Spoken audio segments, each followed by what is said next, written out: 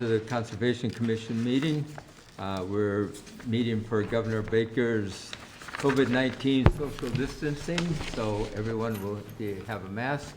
And unfortunately, we'll have to speak with the mask, so it sometimes makes conversation a little bit more difficult. But there being, we're open, so do we have any public comments? Hi, I'm Nicole Vashon Hanlon. Okay, would you like to come up? Sure. I will say one thing, I would like to, because this is public comments, we cannot vote on anything. I would like for you to just tell me what you need for tonight, not what you're planning to do, so we don't discuss it. I've had to write one letter about the open meeting law violation. I hope it's my last. So just keep it very simple. What do you need tonight? I just wanted to introduce myself and let Okay. you know about a project that I'm doing, and that was all. Pretty much just to tell you, I've already worked with Jane to get a support letter, but I'm submitting a grant through the Cultural Council, Foxborough Cultural Council, for a passport, interactive passport for Foxborough art and nature conservation. So it's just a proposal. We're going to see if it gets funded or not, and then it will be an interactive opportunity that would be put in place. And I'll come back to a meeting and discuss things with you more about the details. Okay. So just wanted to let you know. I'm going to be utilizing the guidance document that Jane had created about the conservation lands and open lands as a way to get people to explore and preserve those conservation lands and connect it with artists who are adopting these areas. So it's kind of a mixture of art and nature and just trying to showcase our town more. So just wanted to let you all know that I'm doing that. Jane has already given me a support letter, so I don't think there's anything needed or required from you at this time. But Okay. I just wanted it in your awareness. So. Well, they Okay. might want to double check to make sure that you like my support letter that I modified of hers, because Okay. it didn't make sense to me, some of it. Okay. And I didn't want to commit to something that they may not agree with, which Okay. I'm sure they're going to be happy about it, but But Jane, we're not going to discuss it, you're so, not going to discuss it, but if you give it an eyeball, I will sign it. okay.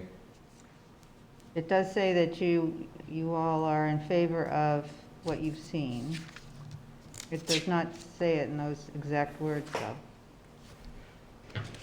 The first line just says, I am writing to let you know that Foxborough's Conservation Commission and I are in support of Nicole Vashon's proposed project to create a Foxborough art and nature conservation passport. So if you can't vote on it and you want me to take out that portion, is that what you're saying? Well, I mean, if you support it, you support it. We haven't voted. It doesn't say that you voted for it. Right. It's just support of the plan, your plan to do it. It's all proposed right now, so it's not anything that's like in the final stages.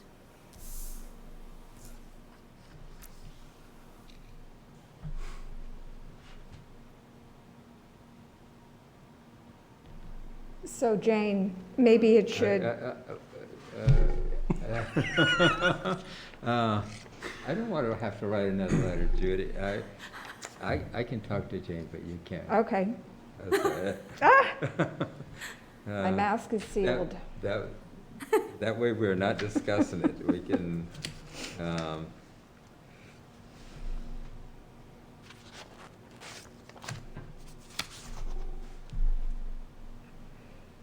okay.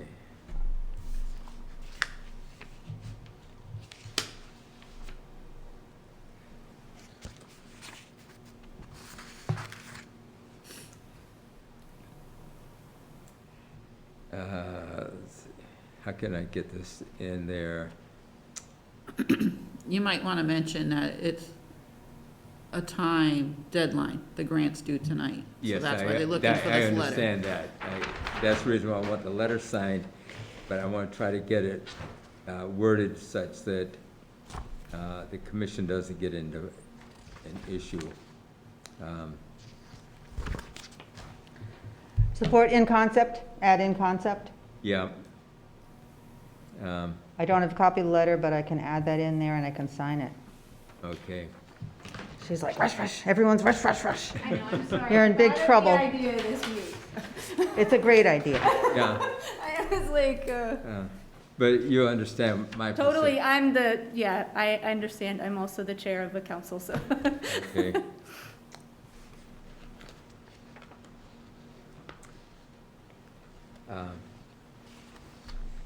Yeah, Jane, I would think that you could sign it.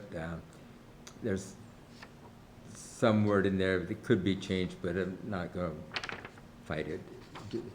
I'm going to put, in concept, no vote taken. Correct.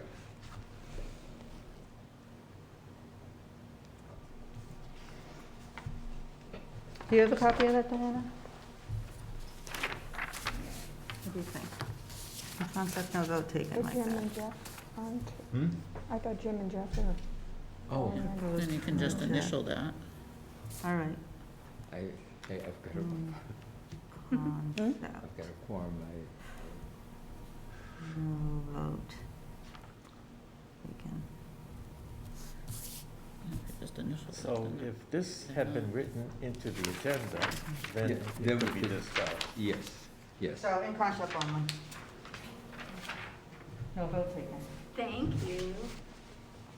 They've seen it. It sounds like a great idea.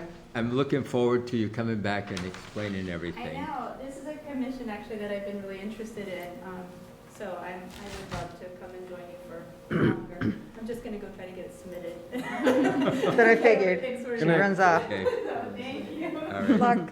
Thanks. Being 7:05, Mr. Kelleher, would you like to enlighten us as to the Ponset Reservoir? So Jane had asked me to come in and give you guys a kind of an update as to what was going on down at Neponset Heights Ave. So, did you want to start, Jane, or did? Yeah, I was going to start by saying thank you for doing this stuff. I got a text from certain people in town who are on the know. I saw it on the Foxborough discussion Facebook page, and it was during non-work hours, so thank you so much for doing this. And it's kind of like a wake-up call for me. I haven't dealt with this kind of thing before, thankfully. And so I think, Jim, let me back up. Jim Marsh, one of our commissioners, deals regularly with 21E issues and this type of thing. And he sent me some great information that I have in the office. Didn't know if people would be coming in person, but it's all about if you have oil tanks and you do not have insurance for them, which if you did, you'd be paying through the nose apparently, it can be quite expensive to clean these things up. So being proactive is critical, and a lot of people would never even think of this. I mean, I wouldn't. No, it's So- actually a good, it was kind of a good reinforcement. We're working with the Board of Health. We've been working with them for a while to come up with a regulation to make new in-home oil tanks double-walled to prevent situations like this. So, That's excellent. Okay. But in the future, well, we can discuss future, but how is the cleanup going now? So I'll start from the beginning if you'd like. Okay, So, yeah. the Friday after Thanksgiving, I get a call from one of my lieutenants who's out on the Neponset Reservoir. Oh, Can you hear? Okay, okay. Thanks for tuning in, guys. Sorry I didn't acknowledge you before. so holiday weekend on a Friday, which is as typical as this stuff happens. We were able to decipher that the sheen was in front of number 68 Neponset Heights Ave, I believe. And we were able to, the water level was extraordinarily high that day because we had some pretty significant rain. So it was up on the property, encroaching on a garage area. So we began to investigate and immediately realized that we had a leak in one of the above-ground indoor home heating oil tanks. Notified the Department of Environmental Protection. That's really who has jurisdiction over these type of events. And then immediately, when I realized the tank was leaking, I have the authority to order the tanks to be removed because they're an immediate hazard. So I exercised that right. We did that. We ordered the tanks removed, had an emergency call for the oil company to come out, pump the tanks off, and immediately replace the tanks so the occupant of that property would have heat. So that was all kind of done as DEP was responding. I also, we don't have a ton of booms and pads for these types of events. We don't often have, again, like Jane said, we don't often have these things on the water, but I know that the town of Sharon has a trailer for their lake, so we were able to procure some more booms and pads to immediately mitigate the spill. Just it was contained in that cove right by like the Kersey Point, so we started to immediately boom the area to contain any further thing. I also had to call the town DPW director one of the things that DEP recommended was to lower the level of the water. So we did that immediately, and Chris Gallagher went down and pulled some boards out of the dam to let the water recede, bring the water back, which was going to help us. DEP arrived. But wouldn't that, with the water receding, wouldn't that take the oil with it? Yeah, we had the booms in place, so it was actually going to help us contain the spill. That was the Okay. recommendation of All right, DEP, okay. so that's what he said. So from there, it's more the DEP. They've got a nice boom deployed. It's a real, industrial. The stuff that we were doing was more, just kind of emergency. This is a more longer term boom on the property. And so I had asked the gentleman from DEP, he had a contractor come out immediately that afternoon to begin the process of, containing it more long-term. So I think the DEP gentleman, there was a lot of activity in the neighborhood, went house to house in the immediate area, spoke to some of the residents. He was trying to, different types of, wanted to know what kind of heating different people had. It seemed like most of the people down there have propane, luckily. And he worked with the homeowner to get a contractor out there that day. So as these things evolve, so that day the spill was mitigated immediately by ordering the tanks be pumped off and removed. One of the concerns from the DEP was that there could be residual contamination of the subsurface soil on the property and immediate property. So that I guess under 21E he has 60 days to get a LSP and then start to do the borings to figure out the degree of contamination. If he doesn't do that within the 60 days, they have the right to, DEP has the right to require them to, or DEP can take jurisdiction and do that work themselves. And also, but they would have to, it becomes an issue of cost, obviously. Some of this environmental remediation is costly. So if DEP takes it over, they put liens on the property. So we also engaged EPA because we have some concerns about the property owner's ability to pay. EPA came down last Friday. We did an assessment with EPA. He was pretty convinced that everything that we had in place was good. We observed some swans swimming in the area. They appeared to be in good health. They were clean. So I had some concerns about how far the oil might have traveled.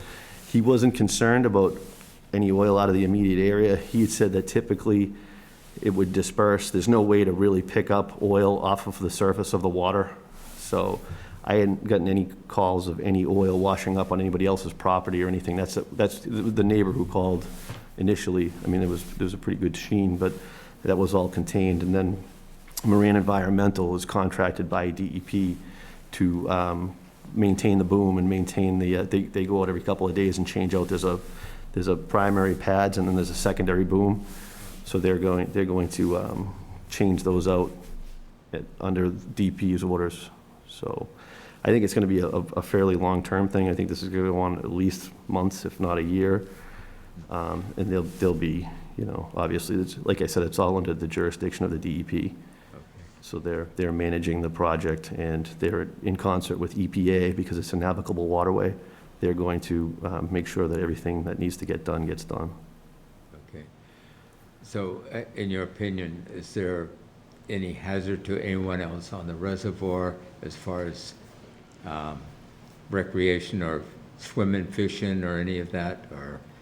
I mean, in my opinion, I didn't see any, other than the immediate area, I didn't see anything. Uh-huh. But we worked with EPA and DEP. They're really the experts. Sure. You know, my immediate thing was to mitigate the emergency, the spill. And then the cleanup and that stuff is typically done by contractors, and that's under the supervision of a licensed site professional. So those are really the professionals. So they were pretty confident that it was pretty well contained, so. Okay. Because the reason why I say that, I received some phone calls, and people were upset that they were not notified that there was a spill there, and that people, up until just very recently, were swimming every day in that area, and people from not just in Foxborough, but from different areas come and fish, and they catch and keep the fish. They don't. It's not catch and release, and so my concern is it safe to continue to do those things? Yes, and DEP and EPA did not indicate that there was any threat to public safety.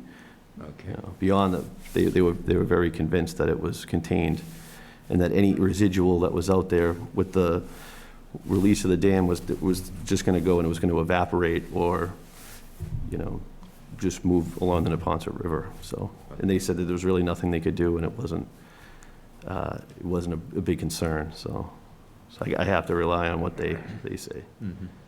Okay. Any other comments, Jane, or? No, excuse me. I'm glad the DEP is the one in charge, Mm. and we don't really have to do anything. Well, we About don't it have- We until don't really have they the file. expertise that they do, so. Oh, absolutely not. I think at some point, somebody will be in front of you for an emergency certification Exactly. to do borings, because it's so close to the water. Yeah. And whether that's DEP themselves. So Andy Jones is the DEP rep that's handling this. So he's really good. So he Good. was, if, like I said, we're still within that 60-day window of them, you know, the homeowner being under his own rights to meet the, you know, he was served with paperwork that day. He's got a notice of responsibility. So there's certain conditions that they have to follow, but one of the things, he has 60 days to act before DEP takes jurisdiction, and then they'll actually do the work themselves and fund the work themselves. So, but we're being proactive. That's why we brought EPA in early. Yeah. because- Thank you. Yeah, Yes. so I think that they're, Smart, yeah, they're going to be prepared to see this through to the end and make sure it gets cleaned up appropriately. It's I gonna- do think that this should be a wake-up call for any people who live on lakes or rivers, or who have oil tanks in their basement that are old. Yeah. Just be aware of these issues that could happen and It's cost certainly them an a lot of money. unfortunate situation, you know. Any idea how old that tank is, or was? It looked to be, you know, north of 25 years old. How long is the life of those things, do you know? It can depend where they're stored and things, but I would think you start to get over 20 years, it's not. So Yeah, the anyone double with- wall tanks, that's why with the stainless steel double wall tanks are really, that's what we're trying to make that the standard. So everyone out there who has oil tanks, please beware. Look into it and see what you can do to make sure that you don't end up in, Yeah, I took mess. some phone calls too, and spoke to some people. We tried to, you know, everybody in the immediate area was notified. They did go knock on some people's doors, the neighbors were out, but there's really no mechanism for me to really get, like, No. and how far to go. So that was one of the issues, you know, 20 years ago, the Foxborough Reporter probably would have ran a story on it, but well, now the Foxborough discussion does, so Yeah. you're all set there, but, Or the NRRC, I think you copied them on everything. Yeah. didn't I you? did. Okay. But, yeah, Jane was notified, I notified Bill Keegan's Yeah. office that day, just to make sure that, you know, I knew the phone calls would start coming in, so just so everyone had the information. There really wasn't a lot over the weekend that we were gonna, you know, I think most of the work took place on Friday afternoon. I'm not sure if Moran went back Saturday, but That's the environmental company. The story was that there were sump pumps that were dumping this stuff out of the basement and into the water, directly into the water? Is that true? No, that it was a leak underneath the tank that was it was seeping, it was leaching into the concrete. Right Oh, under so the- it wasn't discharging through a sump pump? No, it was not discharging. Oh, It was- good, no. because I'd heard, rumors. That's why, Yeah. it's one of the reasons I wanted you in here, to get Yeah, the real, the real deal. Yeah, no, it was leaching through the concrete, and I think when the water came up, it pulled some of the petroleum product out of the garage into the. Oh, okay. So- I've always been worried about that. He has the lowest, I'm pretty certain, he has the lowest property on the lake. Yeah, it's pretty. And we usually hear from him when the water starts to get high, although we've tried to be proactive. And Mhm. I think that I thought that he'd already taken out a Yeah. couple of boards, It- actually. It wasn't, the leak, it wasn't, it was more of a constant, it's something that happened over time, I think.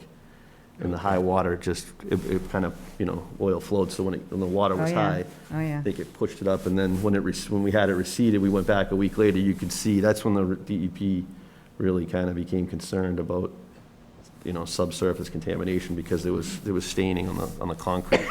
And he had indicated that could be indicative of an underground. So but it's hard to tell how widespread or what it looks like without doing the borings and this. I'm really glad they're involved.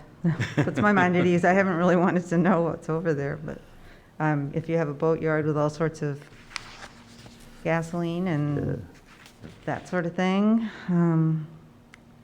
I suppose it is cause for concern. Any other questions for Mr. Kelleher? Rich? Mr. Glimmy? No, I'm all set. Okay. No, did you get notified through the NRRC about this, or was there communication through them? Yes, we heard about it at the last meeting, yeah. Okay, all right. Very good. Thank you. Any questions for Mr. Kelleher? I should call him chief. Okay, anything from the board? Okay. Thank you very much Thank you. for Thank coming you in. so and much we'll for Keep in coming. touch. Yes, Well, thank oh, you. yes. Have a good night. You as well. Thank you. Okay, not quite 7:30. Okay, Jane, you want to update us on the sediment sampling request? Sediment sample, he said, never mind. Okay, I guess they are just going to look into using the water department's property instead of pursuing this further, okay, which I'm glad for. all right. And you want us to update on Annette Road? Annette Road, normally when I create when Diane and I draft a certificate of compliance or partial certificate of compliance, there's a little checkbox that says ongoing conditions. And so I go back and I look at the order, and if it says ongoing conditions for basically the whole site, which is what that was, I include them. So apparently the buyer wasn't happy about that, because this building wasn't even built at the time those conditions were put in place. And I guess it was more for the some Ford or Lincoln Wasn't it an oil tank that was? car dealership or something. I'm not exactly certain. But- It seems to me, from my recollection, there was an oil tank issue there that we I think so. wanted to make sure that it was properly installed and alarmed. And monitored. Yeah, apparently that's what happened. And I'm assuming it was in relationship to the car dealership place that was there. So I did include those in there. But then I've been looking into the background of this, and I actually found at the registry a certificate of compliance for that, a complete certificate of compliance for DEP 157138 that says for Lot 6. and it didn't have any conditions on it. And that was back in the day when Dave Reich was here, and I'm sure he was familiar with the whole site and everything. That said, they would still like a partial request for 157138. I don't think 109. I think 109 was fine. I hope it was.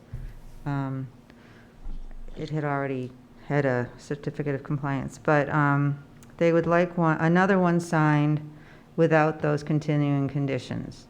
Okay. And it appears that, it appears that that's been done in the past, essentially. But they felt that this might be a cloud in the title somehow, from my understanding. Okay. So Yeah, I there's been a have lot it of again. emails going back and forth. Yes. Yeah, so, so we don't need it for 157, 109, then just 138? Yes. All right, And it's basically just re-signing what you signed last time without the continuing conditions. And logically, it makes sense that this would not fall under that because it was not built until after the amended order okay. in 2006 or some such thing. Any questions from our signees? Jim? Rich? Jeff? Nope. Nope? No. Nope? Nope. Okay. Anybody up here, any questions? No. Printed one off, but I didn't get a chance to look at it.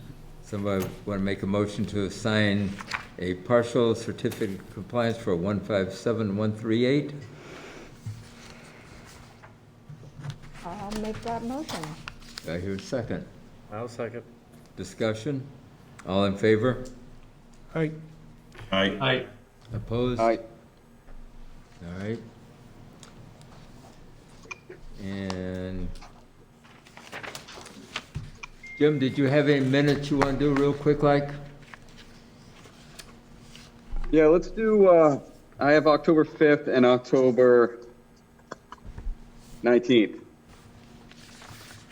Okay, I've reviewed October 5th, the minutes. I don't have any revisions or modifications. I don't know if anybody else does. I have one comment. I was supposed to be absent at this meeting, but apparently I spoke at the meeting. yeah, So it's on the first page. This is October 5th. Down below, you see Ms. Johnson is concerned with the plantings. So I don't know if somebody else said that. So you weren't there? I was absent. Okay. are you listed as being present? I was listed as being absent. Okay, all right, okay. I just want to make sure that was correct. So can you delete that? video. How do I do it? Can you delete that? That's it. Are you in this meeting? Yes, I'm at this meeting. Oh, How do I click on? Is that the only change? It's yeah, that was my only comment. All right, I'll make a motion to accept the October 5th, 2020 minutes. thank you. Read what he just said. Mute yourself. Would you repeat that, Jim? You kind of got lost in the shifting around there. Sure. I'll make a motion to accept the minutes for October 5th, 2020 with that one change. Okay, A second. yeah, I hear a second? Judy? Judy second. Okay, discussion, all in favor? I Opposed? Aye. All right. All right, what about the 19th? 19th, I have no changes. I don't know if anybody else on the commission does. no changes for me. All right, Without any changes, I'll make a motion to accept the October 19th minutes. do I hear a second? Second it. Discussion, all in favor? Aye. Opposed? Aye. Okay, That's very it. good. Thank you, Jim. Then 7:30, we have a continuation of Notice of intent, DEP file 157601. Mr. Lucas, are you there? I am here. You, okay. Evening. Good evening. How is everyone? So far, so good. No snow yet. The operative word is yet. I figure by tomorrow they'll be calling for 2 feet of snow. Every time we get a nor'easter, it increases every 6 hours Yeah. until they come up to 2 feet. I hope not. Not yet. Again, for the record, my name is Chris Lucas, professional wetland scientist with Lucas Environmental. We're here tonight to discuss the project off South Street for the single-family home. I'll just provide an update. We had the site walk with the commission and quite a rain event. And following that, we prepared a supplemental package, which we submitted to the board. There was a Scribner's error where we left off the date on the plan and the applicant information was incorrect. We've resubmitted that. We sent one hard copy to the commission.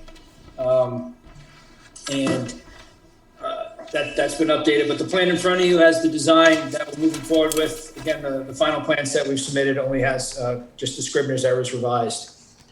But basically, based on the last hearing on November 16th and the site walk on November 23rd, the commission had asked for additional information be prepared. We submitted a 2-page letter summarizing those changes, which included showing the basement floor elevation on the plan, which is elevation 153.25.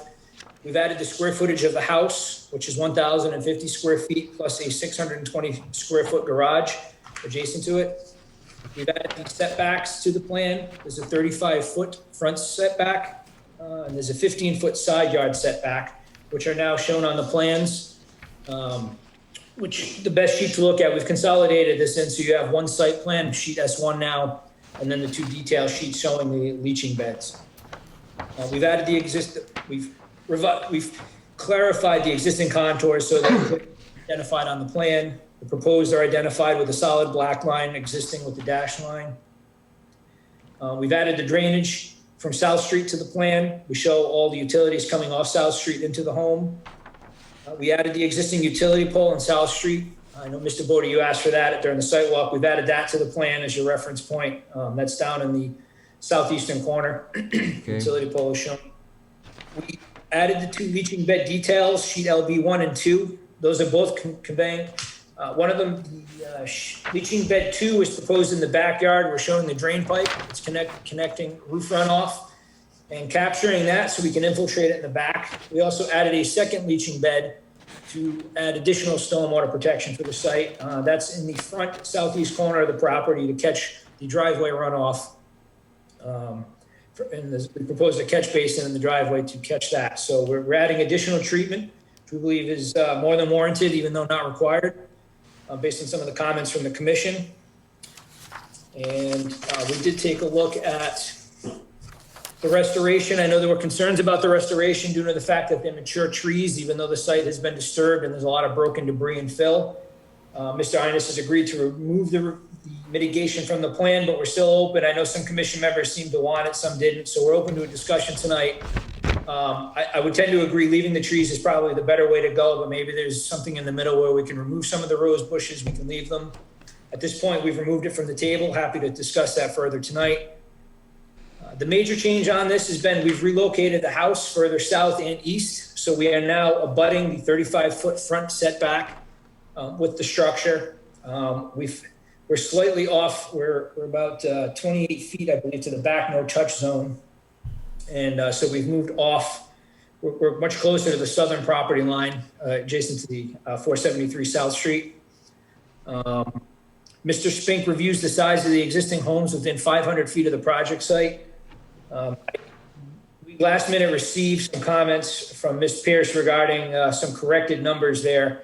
I spoke to Mr. Spink. Apparently he used the USGS mapping and digitized the house footprints off of that, and that's where he came up with his numbers. I would assume, and please correct me if I'm wrong, I'm guessing Ms. Pierce used the assessors. That's what we would normally do as well, so we can rectify that. But quick look at Ms. Pierce's numbers. I'm guessing it's probably 300-400 square feet less than what we had shown for the adjacent areas. which we still believe we have a very reasonably sized home for this lot. Pulled everything back. We now have a limit of, well, we had this before, we've adjusted the limit of work in the erosion control line on the plan. And actually, may I share my screen here? Sure. Would be-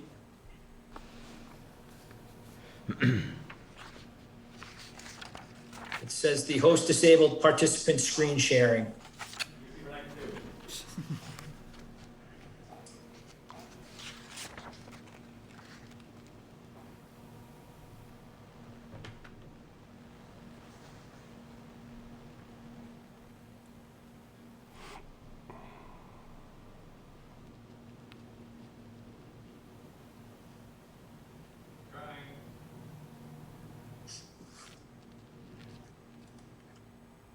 I still can't share my screen. Is it possible for me to? We're trying. Okay. We're working on it.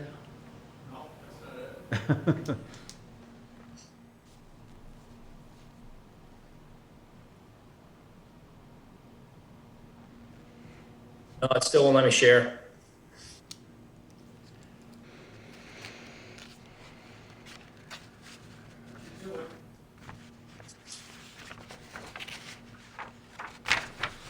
There we go. Okay. Okay. I had it and then it's blocking me again. Oh, you gotta check it off again. No, it says host disabled participant screen sharing again.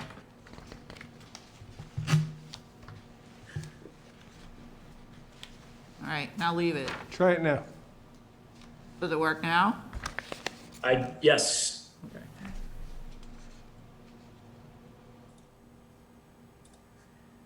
This might be a little easier. Okay, there you go.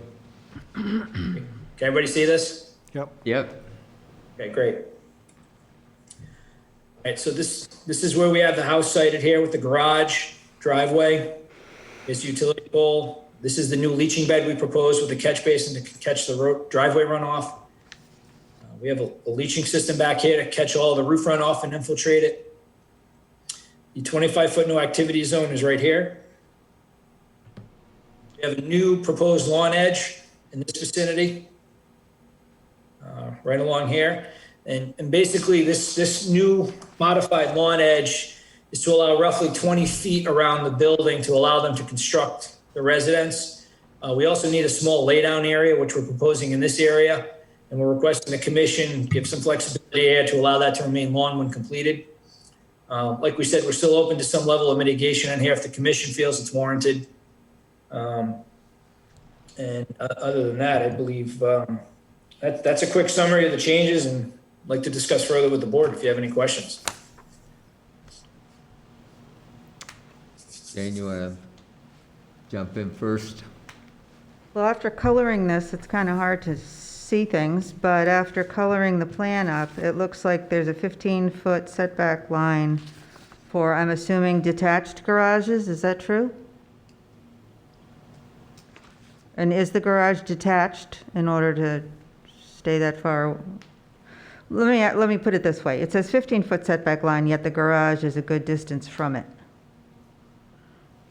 on the south or southern side, right in there. Again, Mr. Spink can speak to some of this, but they're still trying to find Can you hear me? separation from the abutter. Can you hear me? Yep. Yes. Okay, we centered the house on the opening to the street. It is not against is not abutted against it because it's pushing against the neighbors. We didn't want to do that. And the house is framed on the lot right to the street opening, which will be the lawn area. All right, well, we have talked about that.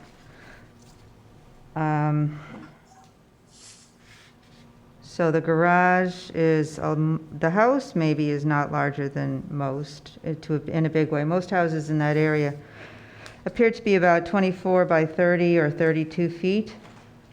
And most capes are split entries. And this is quite a bit larger. Is the garage detached? No, the No. garage is all, garage is attached. Is it attached or detached? It was hard to determine. Attached, It is attached, okay. correct. And, Okay. Just so that the commission's aware, we've reduced the footprint by about 25% with these revisions. We're on a constrained lot as it is, but that's a pretty significant reduction in the footprint of the work. We've pulled the lawn in. We shifted things down further to the opening. As Mr. Spink said, we are trying to provide a small separation from the neighbor. We feel that this is very reasonable. Looking at the numbers, I wouldn't say this house is significantly larger than the homes nearby. We're talking 300, maybe 400 square feet, but we have to review your numbers, Jane, to see exactly the difference. But a few hundred is pretty minimal. You know, any further reduction, we might be able to save 1,000 square feet here or there of lawn or something, but it's pretty de minimis when you're looking at the overall site here. And that's why we've offered the mitigation in the beginning to kind of offset that. We're trying to be reasonable and practical here with this, knowing the constraint and that we are allowed by right to build a house here. you are, but under 310 CMR 1058 4D3, as I'm sure you're aware, you're basically, we need to allow the construction of a single-family house and driveway. The lot was recorded before 1996, I assume. As long as the lot can be developed under applicable municipal law and other. And the performance standards for the regular riverfront area are met to the maximum extent feasible. In difficult siting situation, the maximum extent of yards around houses should be limited to the area necessary for construction. Basically, no significant impact is what is required. And calculation of square foot of alteration shall exclude restoration and structural stormwater management measures, which is likely, I think they should be brought out of that area, though. I mean, having these two leaching beds, seems to me one leaching bed could be alongside of the garage rather than behind the garage. And there's a good-sized lawn. I disagree with that. That's about it, though. Any other comments? Yeah, I looked at I actually went on Zillow, so we all have different methodologies here. But I found that the majority of the houses around this house were between 13,000, 14,000 square feet. And I think this house is, maybe the house isn't too large, but I would like to see the garage be a one-car garage. That would reduce the driveway size and allowed you to push it over a little bit more without infringing on the neighbor. Also, I don't know why the deck is off the back of the house. I don't know why you couldn't have it off the side over where you're saying your staging area is. I personally, I don't know. I feel like you could have your staging area in the front when you're building the house. So I'm not sure why the staging area has to be over there. Utilities and access, they need to construct the utilities. We can't have stockpiles and staging. We'd be moving them around throughout the site. It needs to be off to the side so they have room to operate. I didn't even see that, Judy. Where is that? What do you mean? The staging area. It's over, It's over on the side where they have, the lawn is 45 feet. That's where they want to put the staging area. It's not labeled, right. We need some area to have staging so they can construct the house. And obviously we have the utilities coming here, access, driveway. We need room to operate. There's a lot of room in the front there. no, well, you got the wetlands there. There's a front, no activity zone. Yeah, but where the landscape is shown on the other side of the driveway, there's plenty of space there. He's Not for also talking about, staging. like, if you're putting in the utilities in that spot too, is it gonna, how much is that gonna impede You're talking about the in the front yard? leaching bed? No, like he's No, talking about just the utilities, water, so the like gas water, line. gas, electric, all that stuff. So the utilities, they're gonna be parking 2, 3 trucks in the front of the property when they go to put the stuff in too. I think that's reasonable. I'm not sure the lawn has to be that big, though, but my main concern is, again, the footprint of the house, the footprint of the driveway, and in keeping with you're in a constrained site. I don't think you have the right to build a house that's larger than what's typical in the neighborhood. And with a one-car garage, you would meet that typical size and reduce the impervious area for the driveway.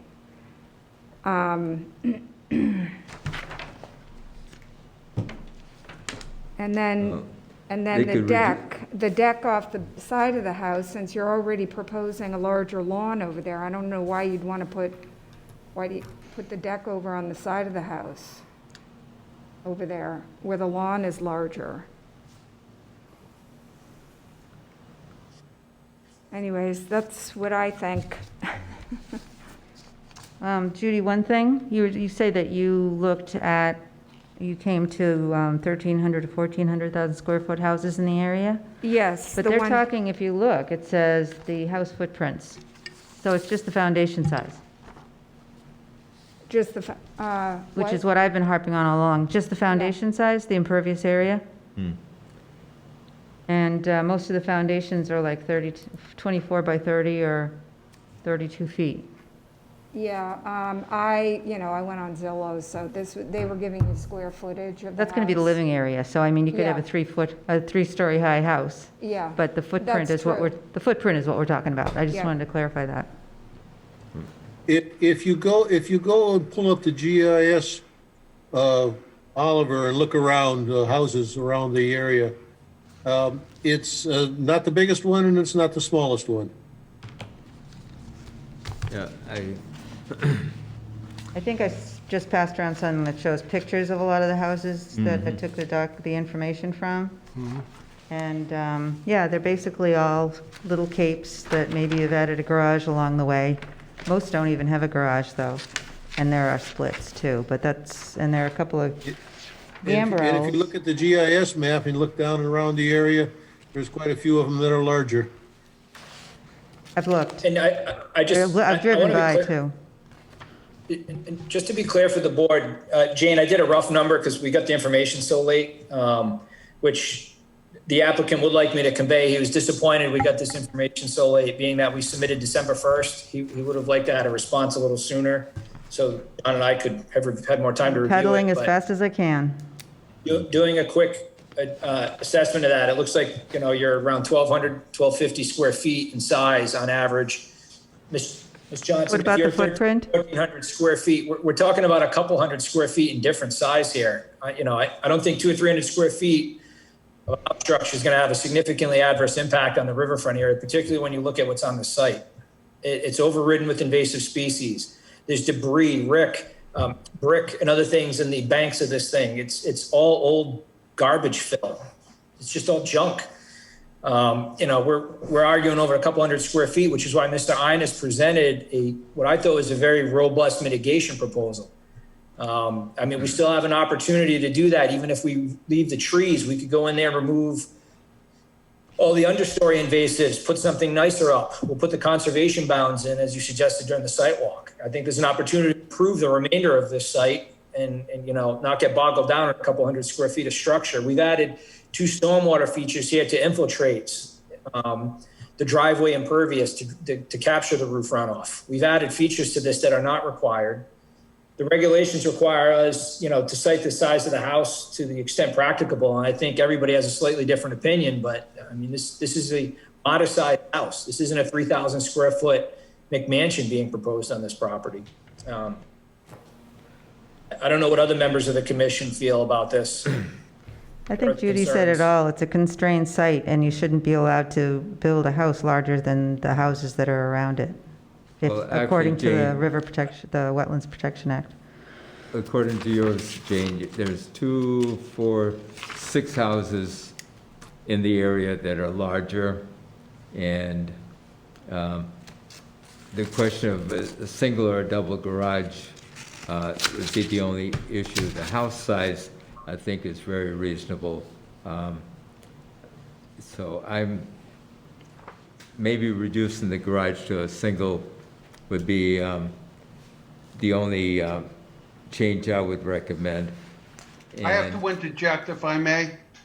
Can I speak? Sure. That garage, you're trying to confiscate the value of this lot. That's not fair. My team has put together a plan that is very conciliatory between reducing the area and adding infiltration and putting a very reasonable sized house here.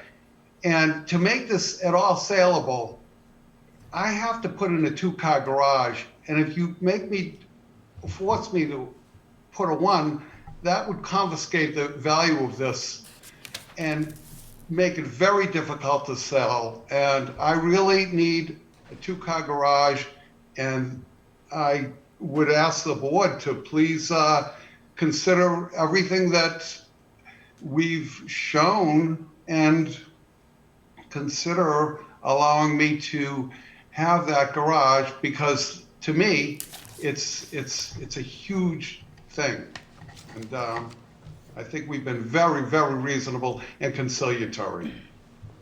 Thank you. And Chris, I do like the idea of leaving in the no activity zone, taking out the rows, because under doing it properly, rather than waiting for the homeowner to do it and getting into more trouble than if it's done properly. So I agree with removing all of that rose bramble bush, but leaving the trees. So that's my 2 cents on that one. Chris, what's the reason for the deck to come off the back of the house? Is it accessing the kitchen, or is there a reason it's there, or is it going to fit into the plan of the home? What's the purpose? I didn't design that aspect. David, John, do you want to chime in on that? Yeah, I'd have to access the plan and look at that, which I can do. If I can jump in, the house plan was set up that way primarily because that's kind of the focus of the back of the house is the river area.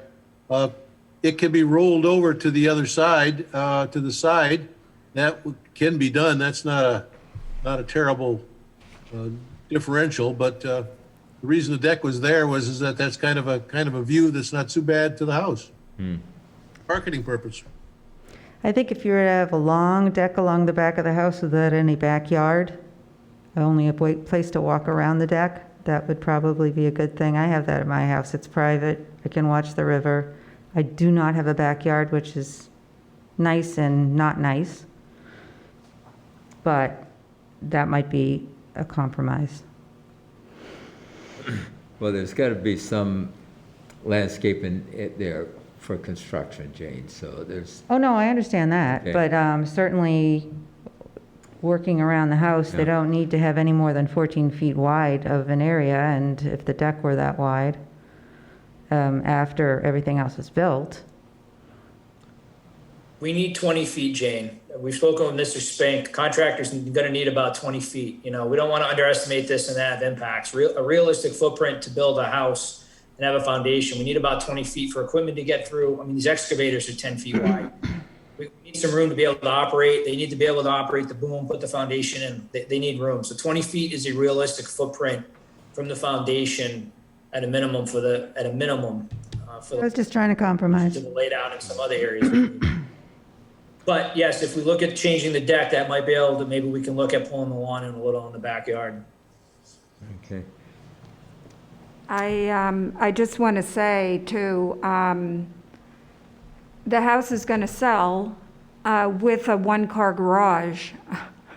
I mean, there's a lot of people out there looking for smaller houses that are still very, it's a valuable commodity. You have downsizers and, baby boomers downsizing, and you have first-time homebuyers in the same, group of people that are looking for smaller houses. So I don't think that having it be a one-car garage is a major constriction on the sale of this property. Especially if you could put a 1 or 2 car garage under the house, like we Yeah, so suggested. the alternative is to, yes, put it The underneath soil the sale house. wouldn't permit it. I don't, Living area above that garage, it's all together. I respectfully and totally disagree with what you're saying. It's all together. There's living area, there's a bedroom above that. It will destroy the house and destroy the value of the lot. This, what you're asking is extremely confiscatory and unfair. I'm just trying to apply the law evenly. Chris, can the garage be brought forward towards the 35-foot setback? It's all part of the plan. It's all together. It's not just a separate garage. There's living area attached to the whole thing. okay, all right, I see what you've, yeah, all right. Yeah, part of trying to keep a smaller house is we're trying to maximize the second story on this. Okay, so you need it to match up where it's Right. located? Right, I think we have some flexibility on the deck. We can look at that, but, we're trying to find a compromise here to move this house forward. We don't think it's significantly larger than the surrounding neighborhood. It's definitely not an oversized for this lot. We're trying to find other areas where we can do additional mitigation or additional features.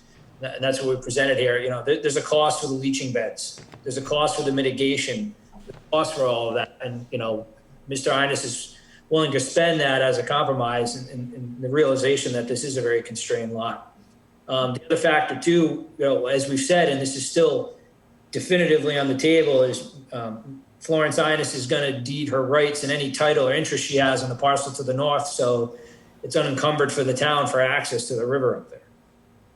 There's a lot of net benefit here, even for this property in this sized house, for the town and for the applicant. All right.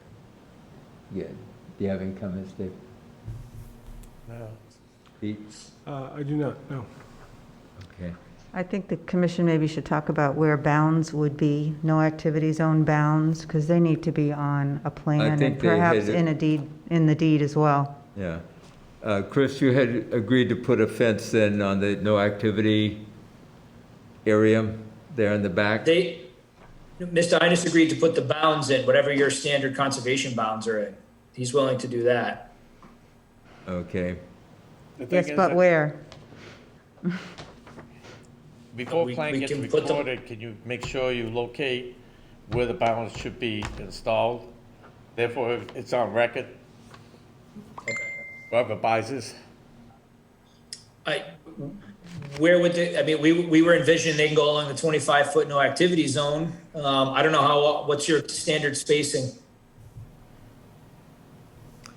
About 50 feet. Well, we're talking riverfront area. The 25-foot no activity zone is more for a BVW or the bank of a intermittent stream, probably.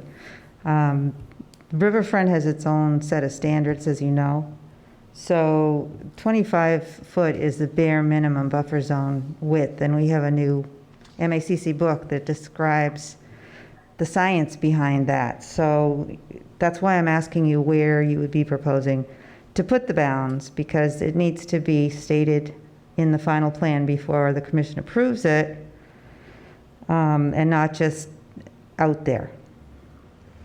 Then I would suggest proposing them at intervals of 50 feet along the limit of work erosion control line. That's where the edge of the lawn will be. We can put those markers in. Okay. I don't know what standard marker, if you have an example of a standard, because I know they vary greatly. We do Be have, helpful. we have standard boilerplate language. And we If you have forward that, we some can include. that are already established that we can either take pictures or show you where they are. So I think that would work.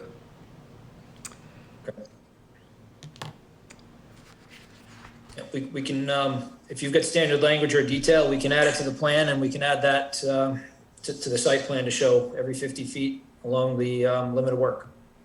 All right. Jeff, any questions, comments? All right, no, not at this time. I mean, I missed the site walk, so. All right. Jim? Nope, I'm all set, thank you. Rich? Rich? Yeah, sorry. Okay. Yeah, no, I agree with a lot of the discussion. I'd like to see the side lawn reduced a little bit from 45 feet if we can get it close to the 20. I don't have a problem with the size of the house so much. I think the erosion control line or thereabouts would be a good spot for the conservation posts. I don't know if making the deck narrower and longer accomplishes anything or not, but a 14 by 15 foot deck isn't that large. No. In many ways. No, it's, A 10 by And- 20 or and- 30 or 40 is great fun. I have that. And then you don't have a yard that you have to deal with, and you can have big parties back there, and it's great for watching the wildlife that goes along a river. but, And I would be in favor of them cleaning out in between the trees as opposed to doing anything with the trees at all and doing the best job they can. I mean, they seem willing to try and clean that up, so. And the whole lot is a mess. It's, yeah, absolutely, yep. The only problem with cleaning things up is that they'll just come back. Well, not if they Well, are done properly you- and If you pull 'em out something by else the- tires, in there there's to, tires and bricks there. Those aren't gonna come back. I mean, Well, that kind of stuff, definitely. I mean, anyone could do that if you're being a good steward to your property. well, I think we found that oftentimes good intentions go bad when Exactly. homeowners do something. Well, yeah, but if you give someone a carte blanche, I think that that can be a problem too. I don't We think know we're that can giving be a them problem. carte blanche, Jane. I have to disagree with you on that. You can agree to disagree. Okay. So I'd like to take them up on their offer to, I'd be in favor of that, cleaning up what they could without removing the trees. All right. Cleaning up what? The vines and the rose bushes only? Yes. That and the trash, yeah. And the trash, well, of course, trash. That's just a given. Yeah, okay. Judy, anything else? I said my piece. Okay. Dave? Peter? No, okay. All right. Any last comments, Mr. Lucas? Before we, Just a couple clarification, questions for clarification. Sure. We heard from the board, I guess, I'm not clear on the restoration if the board wants it or not. It sounds like there's some mixed review, and I don't want to go back with the revised plan to show restoration to have the majority say no on that. Okay. So I don't know. no, I would say, clean up the brambles, the rose, and all of the nasty vines and such. Leave the trees. Replant with something environmentally that would take off there and try to keep the rose bushes from coming back. And I think that would take care of it. And if you do the clearing, do it by hand, because rose bushes can act as habitat for a lot of different creatures, including rare species. That's going to be the tough one, Bob. I realize that, but there's enough rose bushes in there that they're not going to clean out, that there's be plenty of habitat. in my Well, you opinion. didn't really specify where they'd be cleaning this stuff out. Behind the house, when we were out on the sidewalk, we Right. discussed it. I wasn't a part of that discussion. Okay. Do you understand where I was talking about, Mr. Lucas, about cleaning out the rose bushes and the brambles? But staying out of the Nope. 25-foot, right? Yes. No 25-foot All right, cleanup. so we would, so you want us between the limit of work and the 25 foot, we can go in and have that cleaned up, correct? Is that the area you're looking for then? Yes, To be- that's my understanding, yeah. Okay. all, you know, obviously no machinery in there or anything like that, so So by hand. all, you know, manual labor, as we like to call it. Yeah, that be a little more challenging, but that'll, being that it's just shrubs being replaced with shrubs, we shouldn't need machinery to get in there and bring those in. We can bring them to the edge of the lawn. All right. So that being said, you know, we've heard a lot from the commission. I'll talk to Mr. Arnes and Mr. Spinksy. We'll take a second look at the deck. We'll take a look at the lawn area here. As far as the house footprint, I mean, this is really fully designed for flow through of the house in the second story. We really do need to keep the size here. That's why we've added these other features. If, you know, I don't know if there's anything else the commission will consider to keep the size house lot. Obviously, the regs don't get into specific details objectively that you have to have this size house based on this X, Y, and Z. We believe this is fair and reasonable. Sounds like one of the members may not feel that way. I'm not sure what the rest of the board feels. We will take a look and see what we can do to try to tighten this up. Like I said, you know, we've reduced the footprint of this lot already by 25% from the original design we came in. So we are trying to work with you here on that. And, you know, I think we've offered a lot for mitigation on this property to justify the size of the house and everything we're doing here. Bob? Yep. Question. You have the limit of work erosion control, which a fence usually is put up to separate, you know, to show where that limit is. But they're proposing lawn work beyond that, up to the 25-foot no activity line. No, they're not. That's what they're showing here.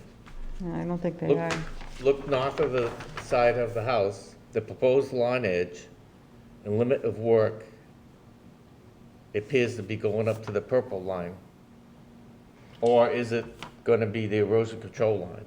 You have to color it. It's almost impossible to read otherwise. I have a colored version if you'd like to look at it. The full size shows that the limit of work erosion control is one label. So this gray line here is our limit of work. The proposed lawn edge is the limit of work erosion control line. So the lawn's going to go to the limit of work and not beyond. Right, so this will be staked out and the erosion controls will be put in place. Nothing is going beyond this except for the restoration if approved by the commission, which would extend, and we'll hatch it out. I can put a hatch on showing this area for restoration between the limit of work and the 25-foot no activity. Okay, I just wanted to, Work you will be in know, here. be clear about that. Okay. Any other Question? questions? How do you, can we remove the root if we don't use a machine?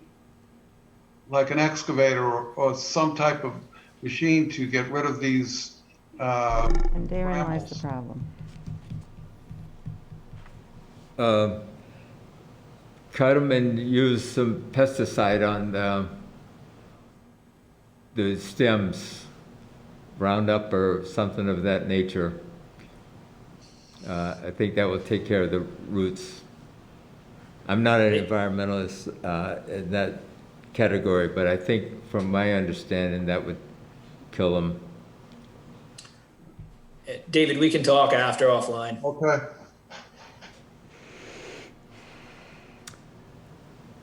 Anything else? Nope. Somebody want to make a motion to close the hearing? Then we got to wait to get the bound locations and the size of the deck and a new plan. Okay, all right. Okay. All right.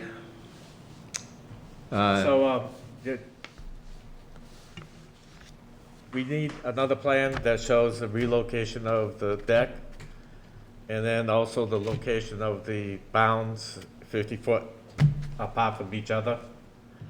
So that plan can be approved, that amended plan can be approved as part of the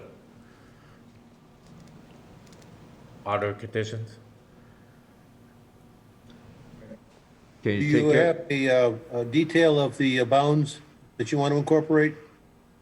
Just the locations, Usually they're what, 4-by-4 foot concrete posts about 4 foot tall and just leave them out of the ground about a foot so people will see it, but not. well, I Make was them look- thinking of what Mr. Buckley did up at Lawson Farms. Put the sign there, the post with the sign on it. That's more noticeable than a concrete post that's a foot in the ground, you know. What was that going to be on? I don't remember. Wasn't it just going to be on a fence, though? Pressure treated, yeah, no. Fences get removed, we know that.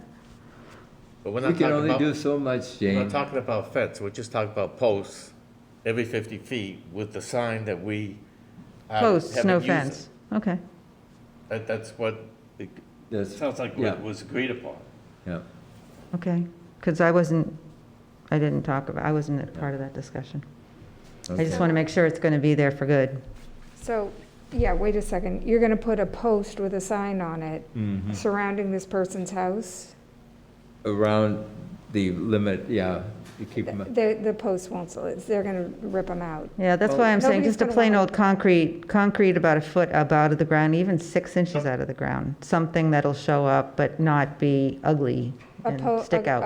Yeah, a concrete bound, maybe they could put a, a thing on the top of it. Usually, yeah, that's what we ask. That it describes what it is for. okay, but is that going to stop anybody any more than, Well, I think to Jane and Judy's point, though, like, if wood or something gets backed over, you can't, but somebody can go and find a concrete piece of granite in the ground, like, that's not going anywhere.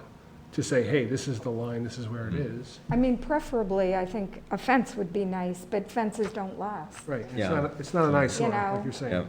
yeah, Just seeing a post with a sign on it all around your yard, I wouldn't like that. I wouldn't either. Just having a Okay. concrete bound barely above the ground, just like a foot above the ground with a little happy sign on the top saying 25-foot no disturb or something like that. Yeah. Oops. okay.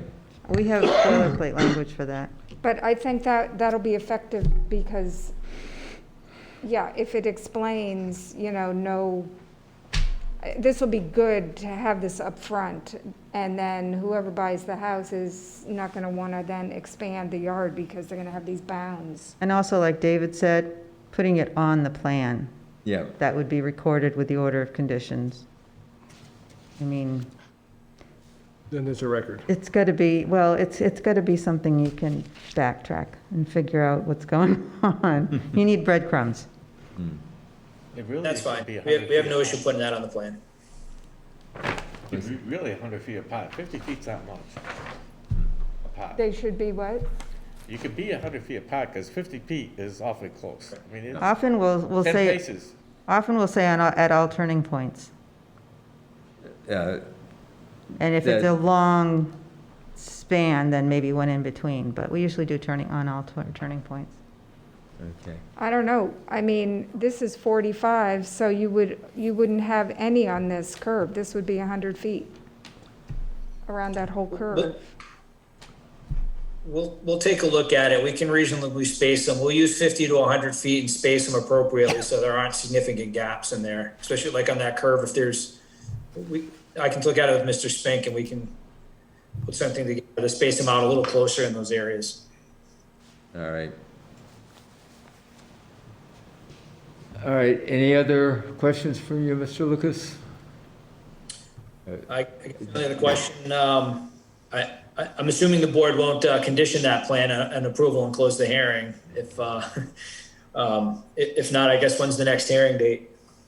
Not till January 11th.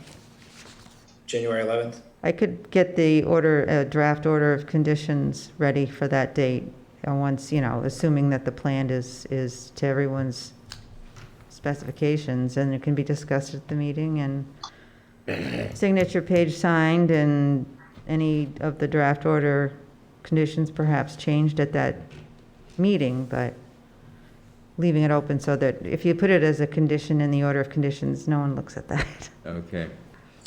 Will that work for the 11th? Yes, because everything's due the week prior, so would that be the, Okay. yeah, that'll work. We'll make it work. Okay. So motion. Right, to- John? Yes, that's good, no problem. Okay. Motion to continue until the 11th? I'll make that. Okay, I heard two makes, Make a motion to continue the public hearing for notice of intent DEP 157-601 to January 11th. 2021.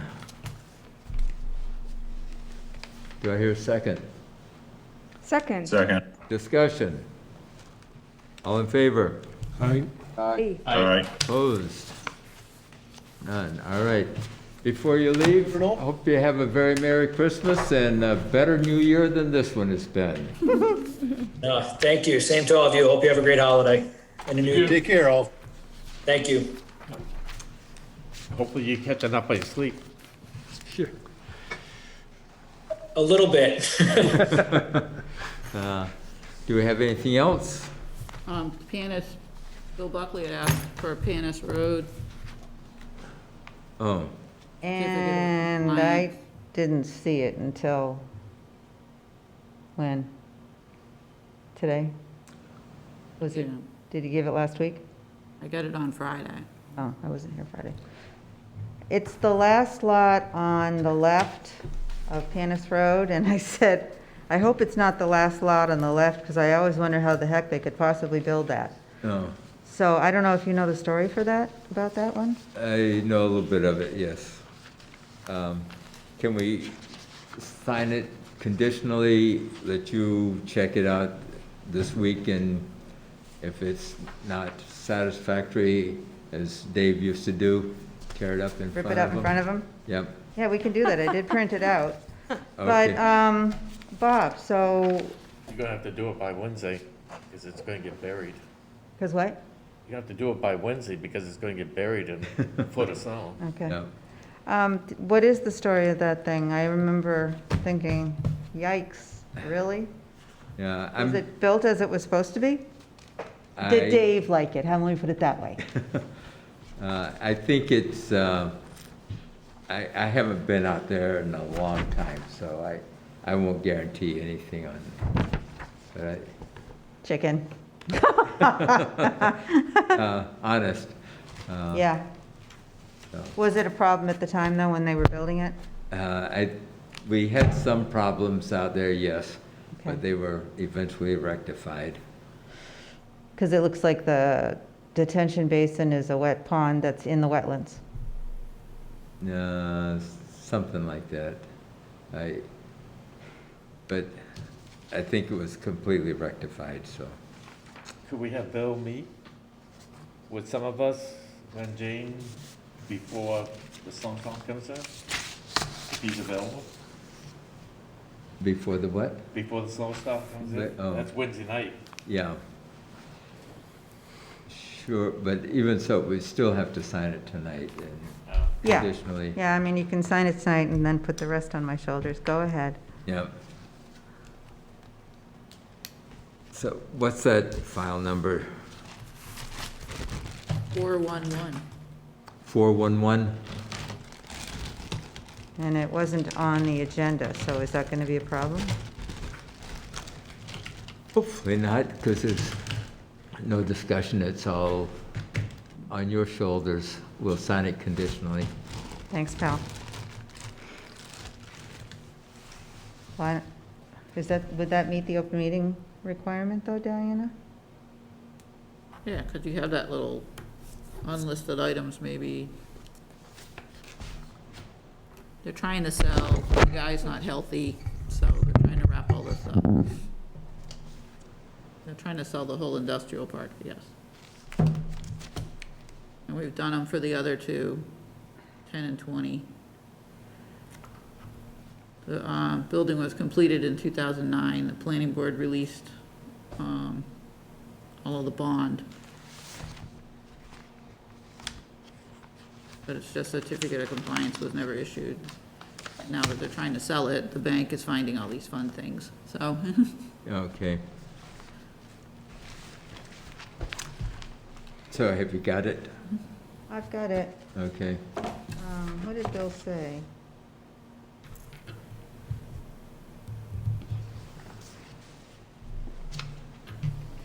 Permitted in 2004 under DEP number 411. Project was completed in 2009 and the bond, that's the planning board thing, was released, but no certificate of compliance with that was ever issued. Why? Why wasn't it issued? I don't think they thought it was that important back then, though, in all fairness. You want to see if Bill's available and you and I could go out there, maybe Jane, and just at least has a visual of it Yeah, we could do that. Wednesday morning? Yeah, probably Wednesday. Yeah. This is the asphalt. This first one, is that the one that I was That's yours, yeah, that's the whole. Check out the asphalt plan and see if you see what I see. Here's the end of the road.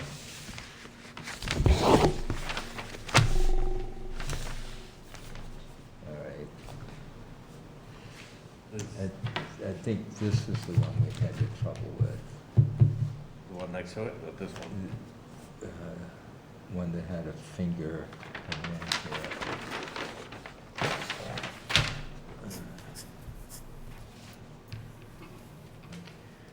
It looks like the wetlands bordering vegetated Yep, line. yep. This is what maybe you were talking about, Mhm. detention basin? Yep. That almost looks like it's in there. The wetlands, what years? This new as though July 2011?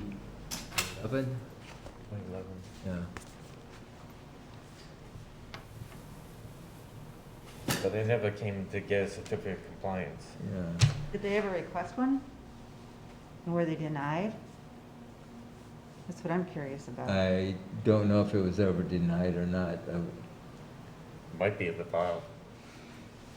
Bill looked through the file and he couldn't find that certificate was ever requested or issued. He looked through all these files for all of these, 10, 20, and 30 panas. It got forgotten. Yeah. All right, why don't you send it around? We'll sign it if you want to, don't if you don't want to, and we'll go from there. And leave it to Jane. What's that? And then leave it to Jane. Yeah. Well, why don't you call up Bill, find out if he's available Wednesday morning, let's say at 10. We could take a quick walk, and Bob's the historian. I think I have a department head on Wednesday morning.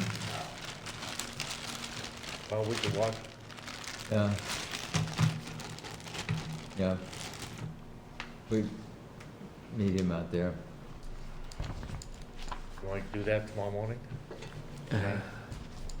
Tomorrow morning? Yeah, call Bill. And see about Wednesday? Yeah, morning, probably 10, 12 o'clock. So for you and Bob? Yeah. Did you call him, Diana?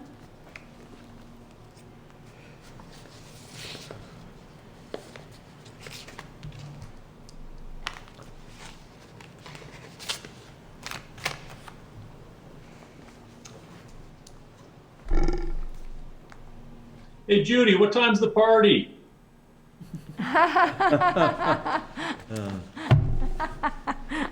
Yeah, we didn't talk about our regular party plans. No, unfortunately. It'll have to be a virtual I know. party. We should have a Zoom party. Yep. You get a BYOB. Are you going to send that around to be signed or no? Oh, good, yeah, here.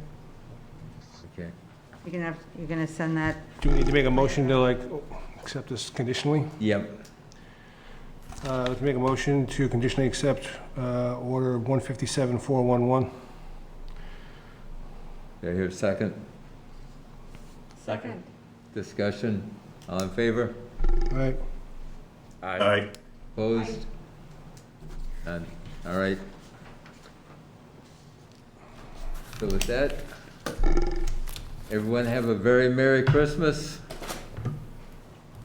and a Happy New Year. It's got to be better than this one has been.